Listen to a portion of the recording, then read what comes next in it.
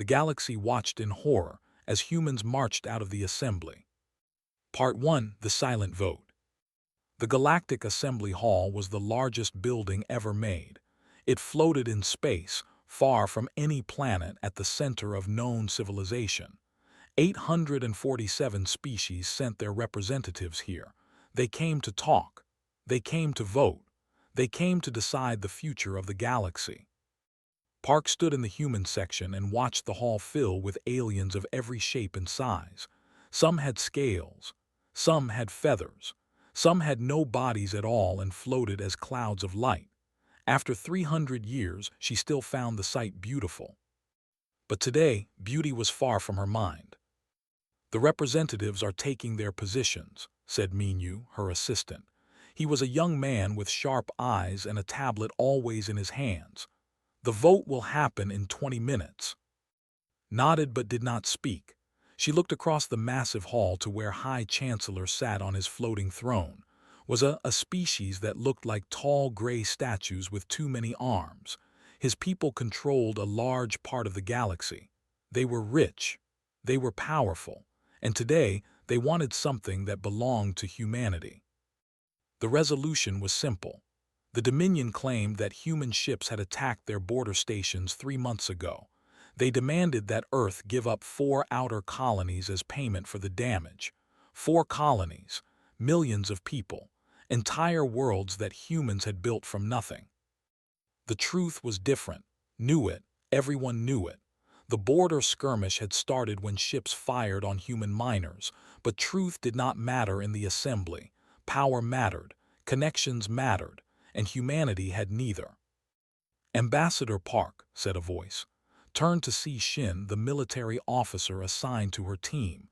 He was an older man with gray hair and a straight back. He had served Earth for 40 years. "The other delegations are not meeting our eyes. They have already decided." "I know," said quietly. For 300 years, humanity had been a member of the Galactic Assembly. They had followed every rule. They had paid every fee. They had sent their young people to fight in wars that were not their own. And still, they sat in the smallest section of the hall. Still, their votes counted for nothing.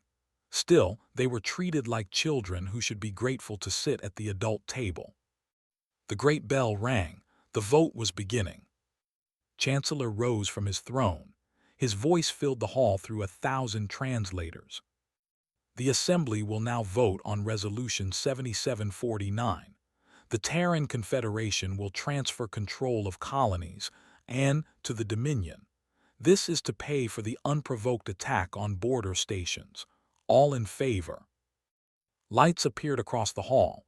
Green lights, hundreds of them. Species after species voted yes. The Federation, who had been friendly to humans for decades, voted yes. The Collective, who bought human medicine, voted yes. Even the tiny delegation, who humanity had saved from a plague 50 years ago, voted yes. Watched the lights appear like stars. Each one was a betrayal. Each one said the same thing: humans do not matter. All opposed. One light read, "The human delegation." "The resolution passes," announced. There was no hiding the satisfaction in his voice. "The Terran Confederation will begin the transfer of territories within 30 standard days. Failure to do so will result in sanctions and possible military action." The hall buzzed with conversation. Representatives turned to their neighbors. Some laughed. Some nodded. Not one of them looked at the human section. Minyu's hands were shaking. "Ambassador, what do? We cannot give up those colonies. 20 million people live there. They built those worlds. Minyu said calmly, "Contact Earth. Use the secure channel. Tell them one word: sunrise." The young man stared at her. "Sunrise, but that means—" "I know what it means." Turned to face her entire delegation. 47 people, diplomats, translators, guards, scientists. All of them were looking at her with fear in their eyes. "Everyone, gather your personal items. Only what you can carry. We are leaving." Shin moved first. He walked to the wall where the Terran flag hung. It was a simple flag, blue and green, showing Earth as seen from space. He unhooked it carefully and began to fold it. Each fold was slow and exact, like a ceremony. The other humans began to move. They picked up tablets and bags. They put on coats. They did it quietly without rushing. Not one of them spoke. Around the hall, some aliens began to notice. The representative pointed. The delegate whispered to her neighbor. Chancellor saw the movement. His many arms twitched with annoyance. "Ambassador Park," he called out. His voice echoed in the hall. "Where do you think you are going? The assembly session is not finished. We have not dismissed you." Stopped at the great doors. These doors were ancient. They were made from metal taken from a dead star. In 300 years, no species had ever walked through them in protest. To leave the assembly was unthinkable. It was political death. She turned to face. 800 species watched her. "You misunderstand, Chancellor," she said. Her voice was steady, her face showed nothing. "We are not asking for permission." She pushed the doors open. The sound rang through the hall like thunder. Every conversation stopped. Every eye turned to the human section. "Walk through first, then Minu," then carrying the folded flag against his chest. One by one, all 47 humans followed. They did not run. They did not shout. They simply walked away. The doors closed behind them. For a long moment, no one in the assembly spoke. No one moved. The silence was complete. Then the whispers began. What did this mean? Where were the humans going? Did they not understand that leaving the assembly meant giving up everything? Protection, trade, status, all of it. Chancellor tried to laugh. "Let them go," he said loudly. "They will come back, they always do. Humans have nowhere else to go." Some representatives laughed with him, but others did not. The ambassador, an old alien named, watched the closed doors with something like worry on his face. He had known humans for a long time. He had never seen them act like this. In the hallway outside, led her people toward the docking bay. Minu walked beside her, still pale. "Ambassador," he said quietly, "what happens now?" "Did not slow down. Now the galaxy learns what it means to live without us." Behind them, the great hall buzzed with confusion and dismissal. The galaxy's leaders told each other that humans were nothing, that they would come crawling back, that this was just a tantrum from a weak species who had finally learned their place. They were wrong. They were all so terribly wrong. And soon, they would understand just how wrong they had been. The galaxy watched in horror as humans marched out of the assembly. Part 2, The Walk. The news spread across the galaxy like fire. On 1,000 worlds, on 1,000,000 screens, the same footage played again and again. The human delegation rising from their seats, the flag being folded, Ambassador Park standing at the ancient doors, her voice calm and clear. "We are not asking for permission." Then the walk. 47 humans moving in perfect order, leaving the Galactic Assembly. No species had ever done this, not once in 12,000 years. The Chancellor gave a speech. He stood in front of cameras and called the humans foolish. He said they were like children throwing a tantrum. He said they would come back in a week, begging for forgiveness. "The assembly does not need humanity," he declared. "Humanity needs the assembly. Without us, they are nothing. They have no army, they have no empire. They are a small species from a small planet, and they have forgotten their place." Many species believed him. They were powerful. They had been making decisions in the galaxy for thousands of years. If they said humans did not matter, then humans did not matter. But some species were not so sure. Ambassador of the Federation sat in his private office and watched the footage for the 20th time. He paused it on Park's face. He had known her for 15 years. He had shared meals with her. He had watched her smile and laugh and argue. He had never seen her look like this. There was no anger in her eyes, no fear, just a cold, quiet certainty. That look scared him. He called his government. "Something is wrong," he told the council. "The humans are not acting like a desperate species. They are acting like a species that has been planning this for a long time. The Council did not listen. They control 30% of galactic trade, they said. We cannot anger them by supporting humanity. The humans will return to the assembly. This will all be forgotten in a month. Was not so sure, but he said nothing more. Meanwhile, the human ships left the assembly station. 12 vessels, carrying the entire delegation. They moved in formation, their engines glowing blue against the darkness of space. On the lead ship, Park stood at the window and watched the station grow smaller. Minyu stood beside her. "The news channels are calling us cowards," he said. "They say we ran away because we are afraid to face the consequences of our attack." "We did not attack anyone," said, "and we both know it. The galaxy does not seem to care about what we know." Turned away from the window, "That is about to change." She walked to the communication room where Shin was waiting. The old soldier had set up a direct link to Earth. On the screen was a face that Minyu had only seen in news reports. Fleet Admiral, commander of the Terran Defense Force. "Ambassador," Admiral said, "we received your message. Protocol Sunrise is active." "Good," sat down in front of the screen. "What is our status?" "All human traders have been.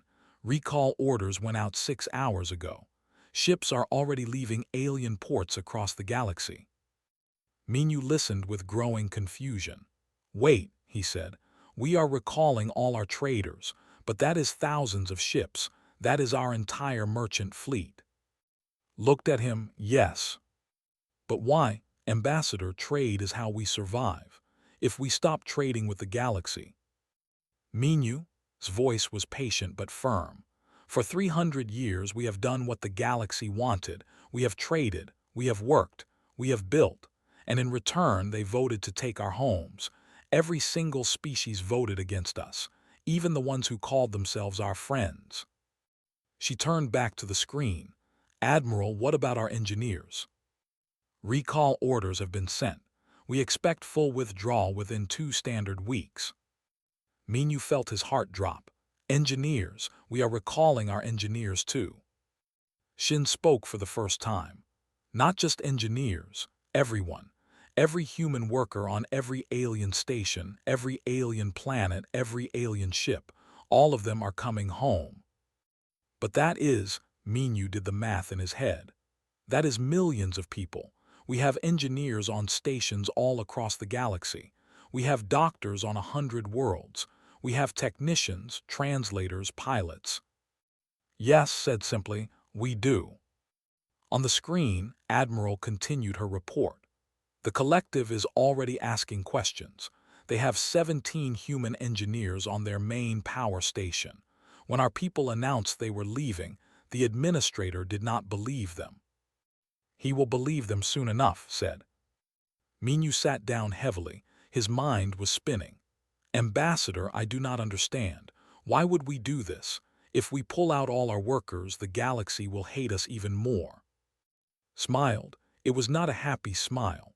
It was the smile of someone who had been carrying a heavy secret for a long time.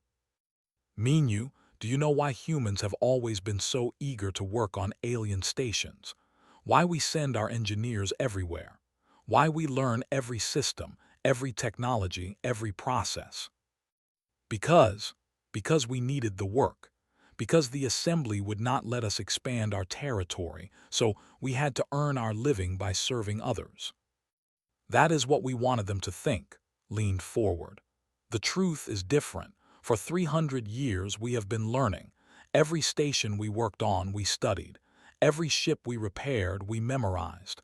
Every system we maintained, we understood." She stood up and walked to the window.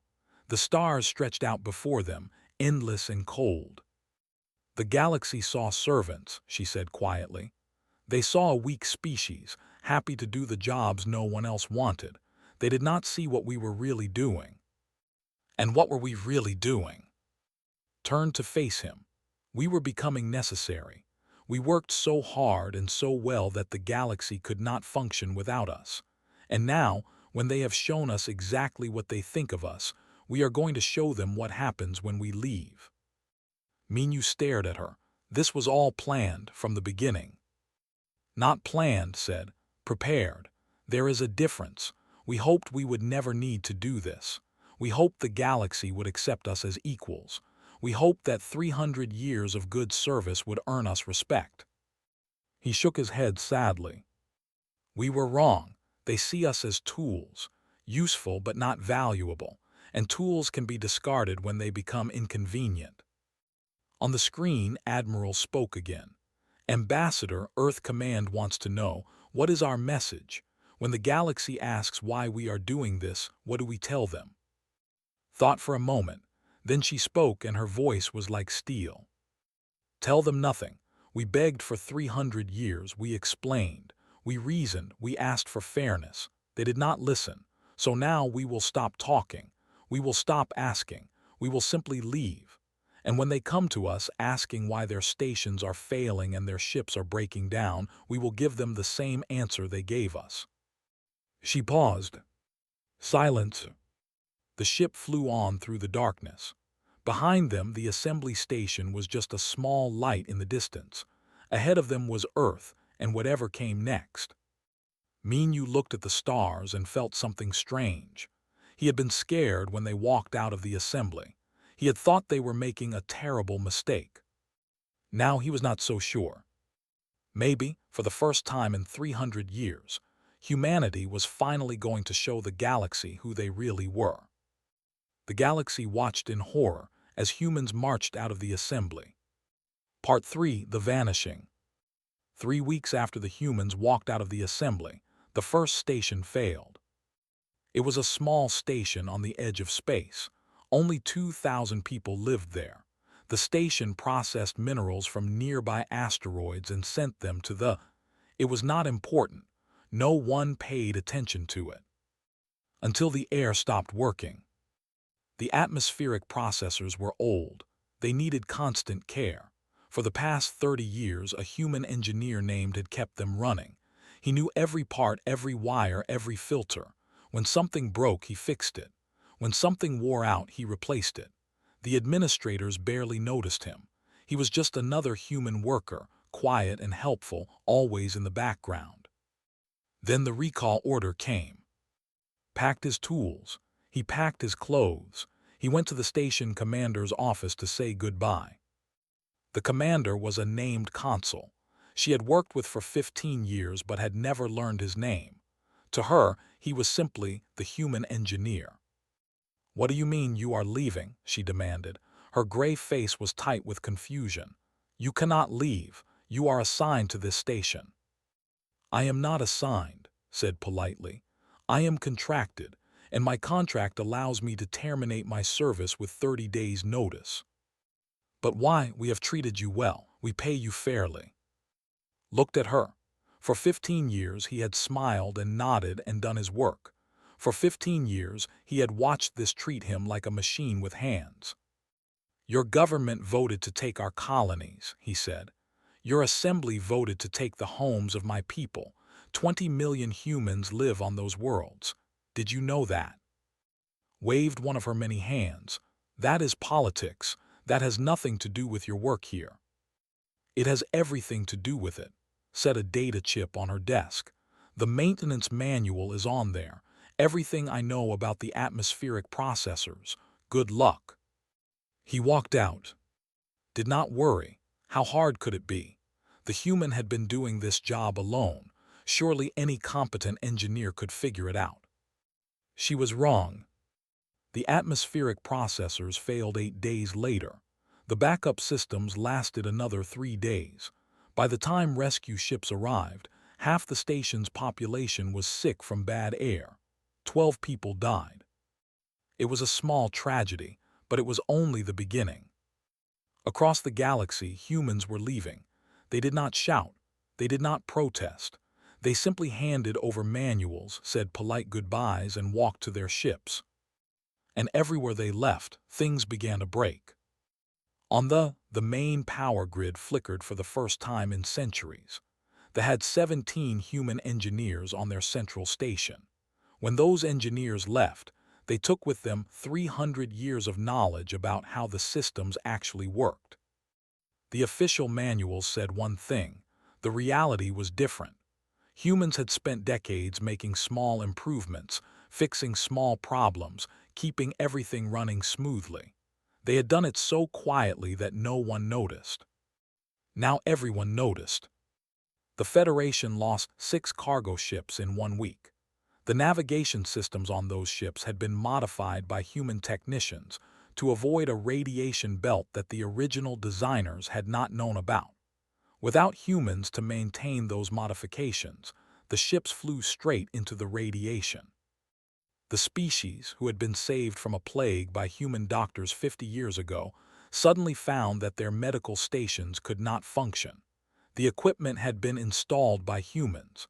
The software had been written by humans. The training manuals had been translated by humans.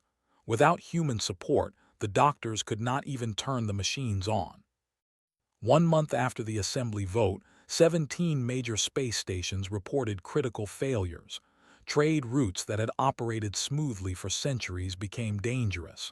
Ships broke down. Factories stopped producing. Hospitals ran out of supplies. And through it all, the humans said nothing. Chancellor gave more speeches. He blamed the humans for sabotage. He said they had intentionally broken things before they left. He demanded that the assembly punish humanity for their crimes. But investigators found no sabotage. The humans had left everything in perfect condition. They had provided manuals. They had trained replacements where possible. They had done everything correctly. The problem was simpler and more terrifying. The galaxy had depended on humans far more than anyone had realized.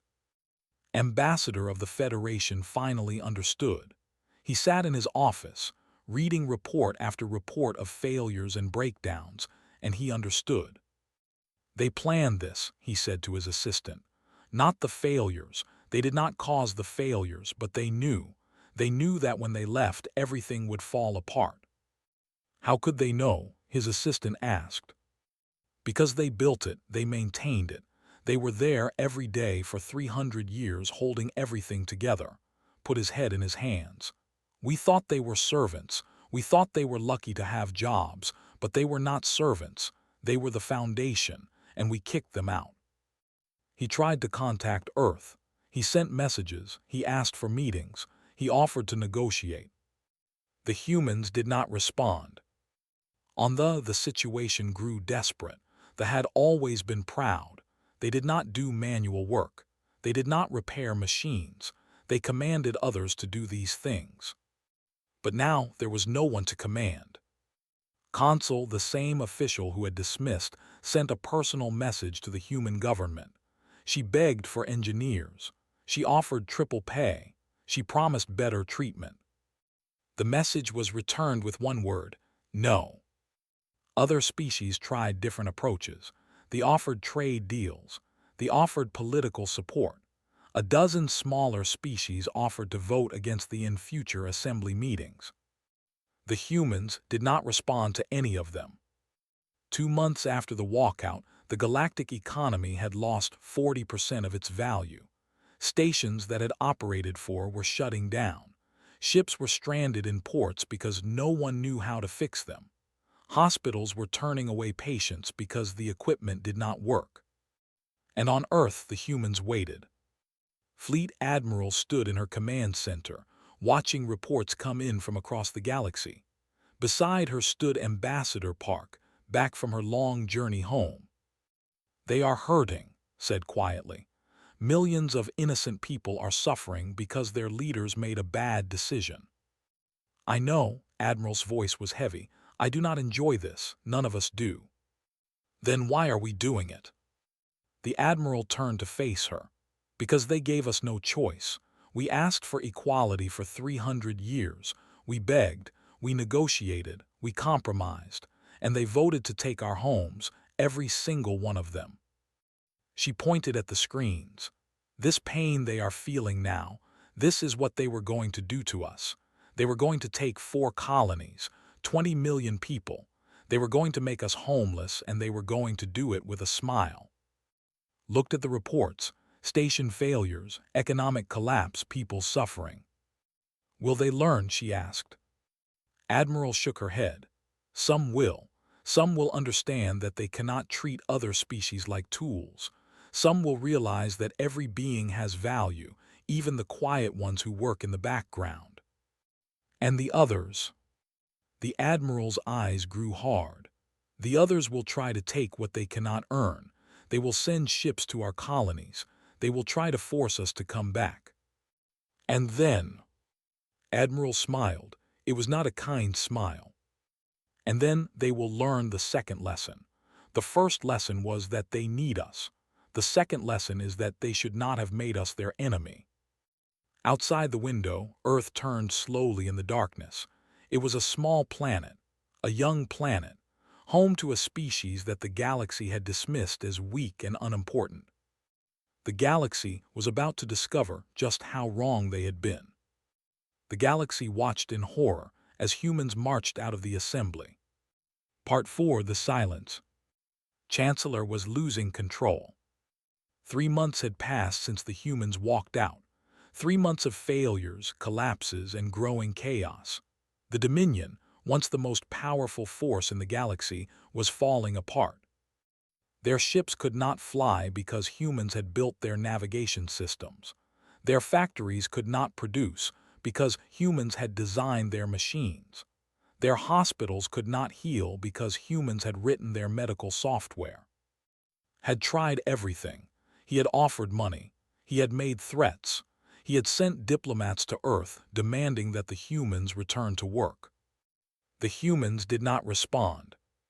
Now, sitting in his throne room, surrounded by advisors who had no advice to give, felt something he had never felt before: fear. "We must do something," said one of his generals. "The other species are beginning to question our leadership. There is talk of removing us from the Assembly Council." "Let them talk," snapped. "They have led the galaxy for 10,000 years. We will not be removed by a crisis caused by these hairless apes." "Chancellor," said another advisor more carefully, "perhaps we should reconsider the colony transfer. If we withdraw the demand, the humans might." "Never." His voice was like stone. "We do not negotiate with lesser species. We do not show weakness.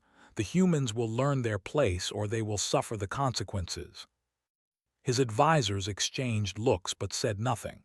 They had served for many years. They knew that arguing with him was pointless. Meanwhile, on the other side of the galaxy, Ambassador made a decision. The Federation had been neutral in the conflict. They had voted with like everyone else, but they had not been happy about it. Now, watching the galaxy fall apart, decided to act. He traveled to Earth personally. His ship arrived at the edge of human space and was immediately surrounded by Terran warships. "This is the Terran Defense Force," came a voice on the radio. "Identify yourself and state your purpose." "I am Ambassador of the Federation. I am here to speak with your leaders. I come in peace and I come alone."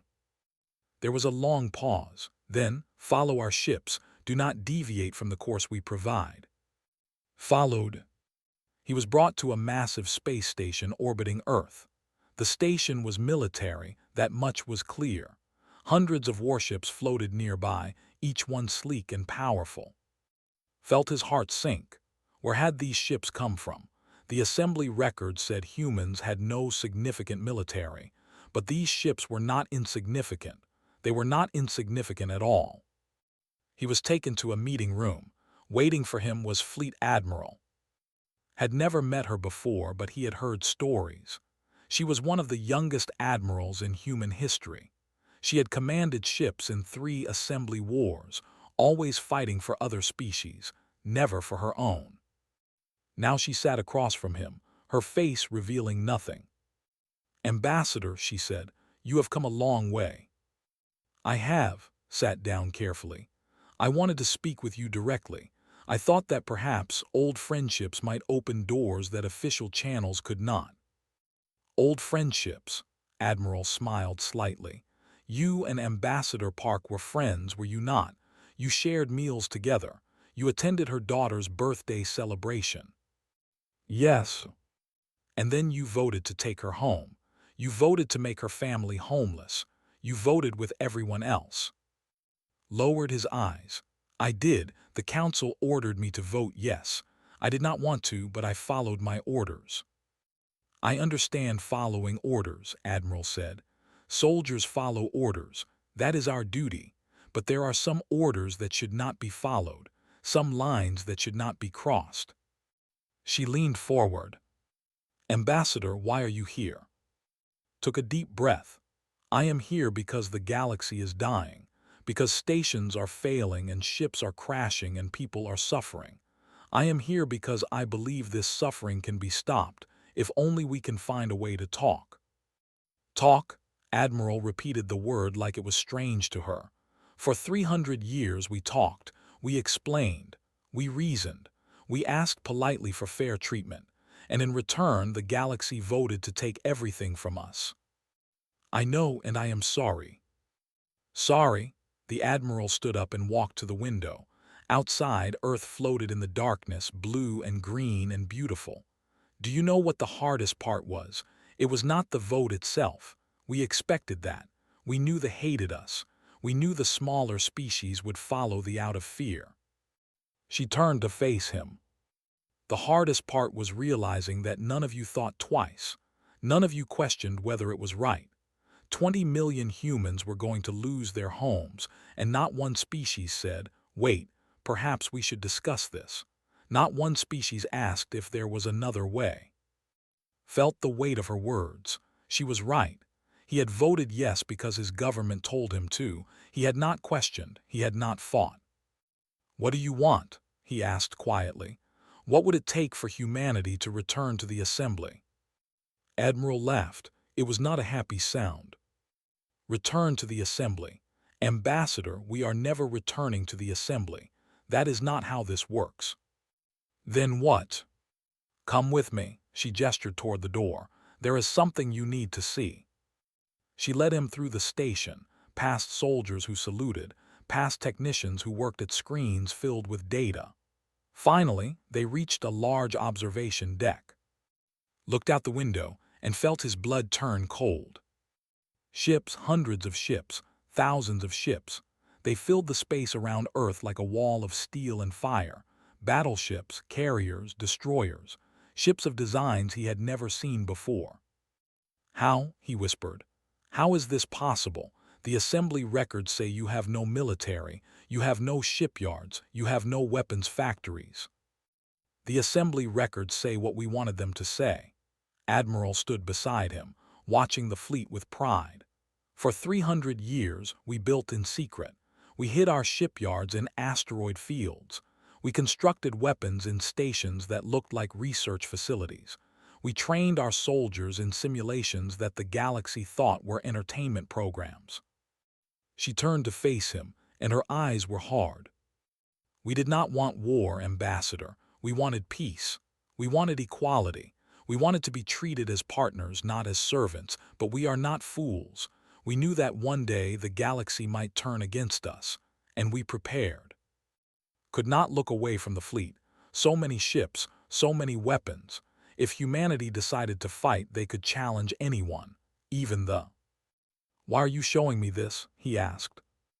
Because you need to understand. Admiral stepped closer. The galaxy made a mistake. They thought we were weak because we were quiet. They thought we were powerless because we were patient. They thought they could take whatever they wanted from us and we would accept it. She shook her head. They were wrong. We are not weak. We are not powerless. We simply chose not to use our strength. We chose to believe that peace was possible. We chose to hope that the galaxy would see us as equals. Her voice grew soft, almost sad. That hope is gone now. The vote killed it. Every species in the galaxy showed us exactly what they think of humanity, and now we will show them what we think of them. Felt fear creeping up his spine. What are you going to do? We are going to wait. Admiral turned back to the window. We are going to wait for them to make their next move, because they will, is proud. He will not accept this humiliation. He will send his ships to our colonies. He will try to take by force what he cannot take by law. And then, Admiral smiled. It was cold and sharp like a blade. And then the galaxy will learn the second part of the lesson.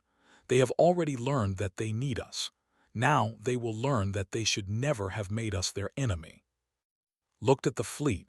He looked at Admiral, and he understood that nothing he could say would change what was coming. The galaxy had pushed humanity too far, and now humanity was going to push back. He only hoped that when the dust settled, there would be a galaxy left to save. The galaxy watched in horror as humans marched out of the assembly. Part 5. The Line. The fleet arrived at Colony on a quiet morning. 400 warships, painted in the gray and gold of the Dominion, dropped out of faster-than-light travel and arranged themselves in attack formation. It was the largest military force they had sent anywhere in 300 years. Admiral commanded the fleet from his flagship. He was old with dark patches on his gray skin that showed his age. He had fought in a dozen wars and won them all. When Chancellor told him to take the human colonies by force, he had not hesitated. "Scan the area," he ordered. "Find their defense ships." His officers worked their screens. After a long moment, one of them looked up with confusion on his face. "Admiral, we're detecting only 50 human ships." 50? Laughed. "They send 50 ships against 400. The humans truly have lost their minds." He looked out the window at the planet below. It was a beautiful world, green and blue, covered with forests and oceans. 6 million humans lived there. Soon, they would live under rule. "Open a channel," commanded. "Tell them to surrender immediately. If they refuse, we will bombard their cities." The channel opened. For a moment there was only static, then a face appeared on the screen. It was a human male, middle-aged, with short dark hair and calm eyes. He wore a simple military uniform with a captain's badge. "This is Captain of the Terran Defense Force," he said. "You are in human territory. Leave now or face the consequences." Admiral stared at the screen. Then he laughed long and loud. "Captain, they sent a captain to negotiate with an admiral, and with 50 ships against 400, he shook his head. "Human, you are brave, but you are also stupid. Surrender your colony. You cannot win this fight." Captain did not smile. He did not frown. His face showed nothing at all. "You are correct," he said. "We cannot win with 50 ships."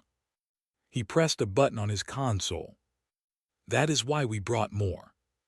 Space itself seemed to ripple. Behind the 50 human ships, more vessels appeared. They came out of nowhere, their cloaking systems shutting down to reveal them. 10 ships, then 50, then 100. Admiral watched with growing horror as the human fleet grew and grew. 200 ships, 300, 400, 500. When the last ship appeared, the humans had 800 vessels, twice the size of his fleet. Captain's voice was calm. "Admiral, I will say this once more. You are in human territory. Leave now or face the consequences. We will not ask again." Admiral felt his confidence draining away. Where had these ships come from? The humans had no military. The assembly records said so. The intelligence reports said so. Everyone said so. Everyone had been wrong. He thought about retreat. He thought about calling for help. But then he remembered Chancellor's orders. He remembered the pride of the Dominion. He remembered 10,000 years of history. "No," he said. "We do not retreat from lesser species. All ships attack formation, target the human flagship."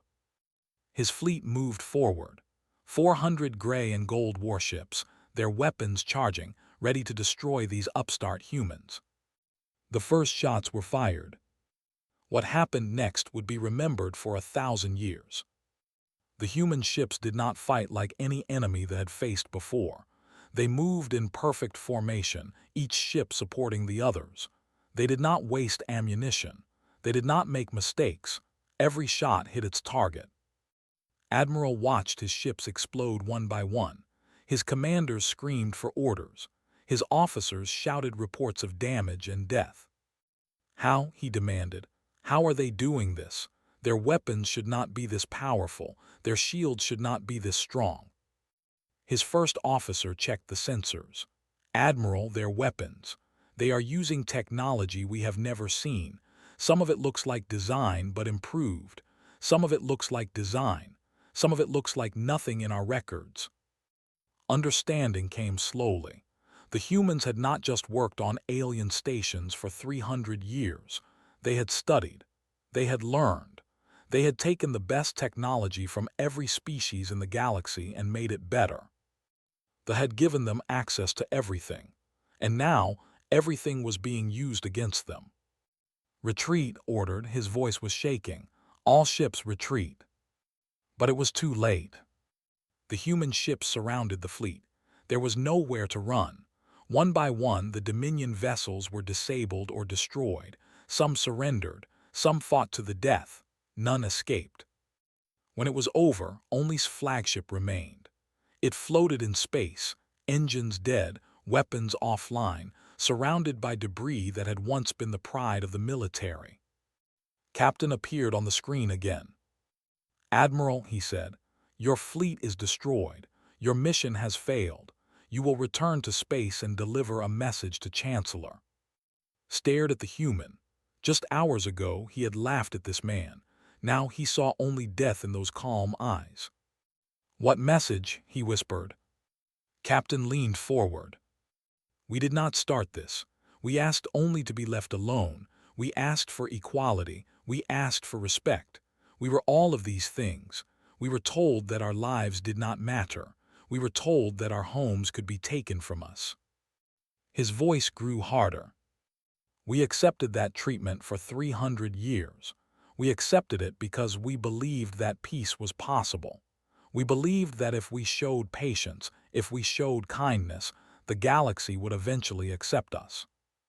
He shook his head. "We were wrong. The galaxy does not respect patience. It does not respect kindness. It only respects power, and so we will show power." He pointed at the Admiral. "Go home, Admiral. Tell Chancellor what happened here. Tell him that any ship that crosses into human territory will be destroyed. Tell him that we are done asking. We are done begging. We are done being the quiet species that everyone ignores." He paused. "And tell him this. If he sends another fleet, we will not stop at our borders. We will come to space. We will show his people exactly what we showed his fleet today. And we will not stop until the Dominion understands that humanity is not a species to be pushed around." The screen went dark. Admiral sat in his chair, surrounded by the silence of his broken ship. His fleet was gone. His pride was gone. Everything he had believed about humans was gone. He thought about the assembly records, the intelligence reports, all the information that said humans were weak, harmless, unimportant. All lies. Not lies from the humans, but lies they had told themselves. The galaxy had looked at humanity and seen what they wanted to see. They had not seen the truth. The truth was that humans were patient. They were kind. They preferred peace over war. But when pushed, when threatened, when given no other choice, they were something else entirely. They were terrifying. Activated his communications system. It was time to deliver the message. Time to tell Chancellor that the galaxy had made a terrible mistake. Time to tell him that the humans were not weak. They had never been weak. And now, the galaxy was going to pay the price for believing otherwise. Far away across the galaxy, the news spread. Every species watched the footage of the battle. They saw 400 ships face 800 human vessels. They saw the fleet destroyed in 6 hours. They saw Captain deliver his message, "Cross this line and we will end you." And for the first time in 12,000 years, every species in the Galactic Assembly felt something they had never felt before. Fear. Real, deep, genuine fear. Of humanity.